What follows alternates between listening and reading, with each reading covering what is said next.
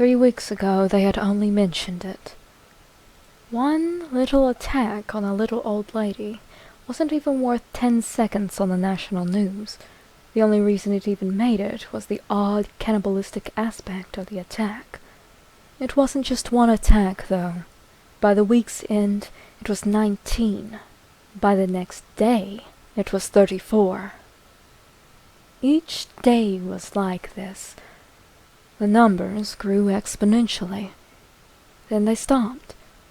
No reports on any deaths, only specialists trying to brush away any worries the public had.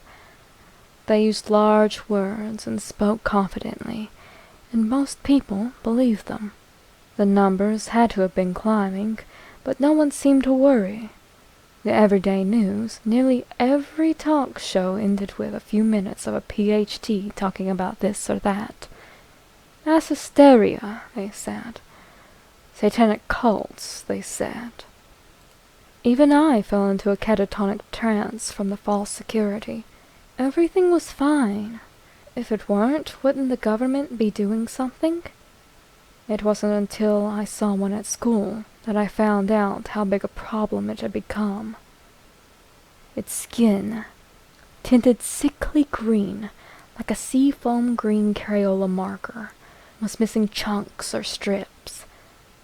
I could see muscle, congealed, almost jelly-like blood ran a thick trail down its arm, and the dried variant splattered its tattered shirt. It was out in the yard, moving at a slow, shambling rate. Several of my classmates had recoiled, others making interested comments, and a select handful of brave students even raced to the window. Something primal in the back of my mind clicked on. Maybe it was fear. I couldn't tell you. All I knew was that it said run, and I wasn't about to disagree with it. I was halfway down the main hallway before Mrs. Falloon could even begin to yell at me to come back. She had enough on her plate with the kids who were now opening the window and calling to that mess of gore and pus. The sun was bright and pleasant when I burst through the door and out into the parking lot. Finally, I was trying to think, and realized how stupid I was for doing this. I ran simply because some strange, vague hunch had told me. I waited there, panting lightly. I'd catch my breath and head back in. I was in for a detention anyway, so might as well soak up a little sun. That was before a scream rang out, several more following it. I waited, paralyzed, for what seemed like an eternity.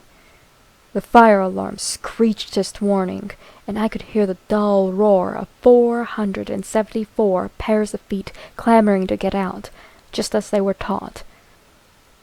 Before the sea of people flooded the halls, I saw one of my classmates. Bright red splashes covered their clothes. A few more shambled clumsily to join the first. The fear began again, this time renewed, pure and urging. I bolted. I didn't live too far from the school, but the further I went, the more of those things I found. They were slow, thankfully, and stupid. Avoiding them didn't prove too difficult. The sights they brought, that's another story. Blood everywhere, bits of flesh and clothes, people screaming silently with huge gaping holes in their throats. They look at me with pleading eyes as those things feast on them. Quietly I whispered a prayer for them. God help them.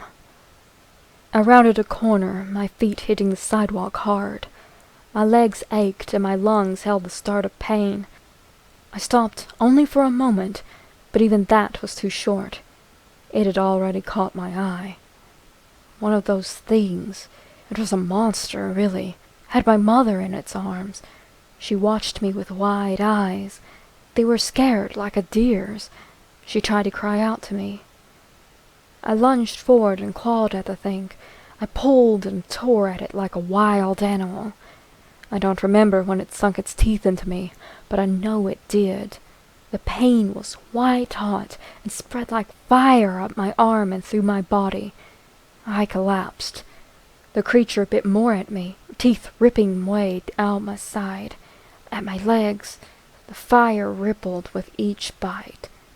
My eyes screwed shut and I was screaming, but I can't remember hearing anything but the blood thumping in my ears. The bites became more infrequent, and the hand with the first bite turned cold and numb. My mother, bloody and crying, dragged herself close to me and touched her hand to my face. I couldn't feel it. The cold had spread. Soft, gurgling noises, like listening to a drowning person, faded from my ears. Everything went icy and dark. It's a wonder how much you can retain once you become one of those monsters. You wouldn't believe it, and you relive it every second of every day. It's a long, long road from humanity. I should know. My belly's filled with it.